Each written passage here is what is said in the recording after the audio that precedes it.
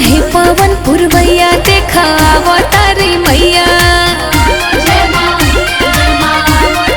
हाँ बहे पवन पुरवैया देखा अवतारी मैया। आगे हनुमान जी बने पीछे से भैरव भैया।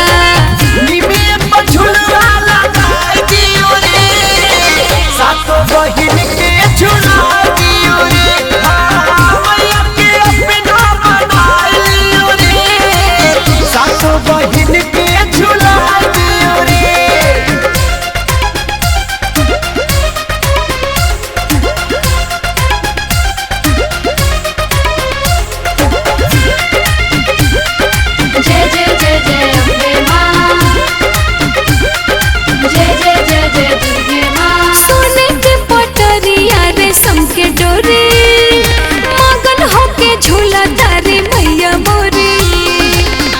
जय माँ जय माँ जय जय। अरे सोने के पटरिया रेशम के डोरे मगन होके झूला तारी मैया मोरी।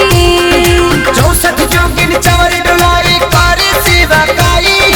देवता लोग भी देख के मन से फूल बरसाई। मालिन भी तुया आई और हम के फुलवा लाई। सासू बहिन शीतला के आके चरण में चढ़ाई।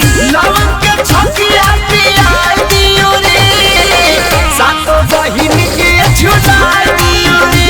हाँ मैया के अपना बनाइयो रे सातो बहिन के झुला दियो रे।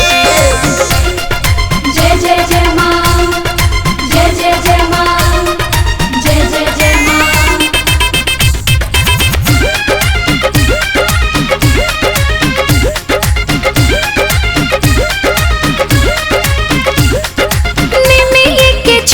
दरबार लागे खुश होई मन हमर किस्मत जागे।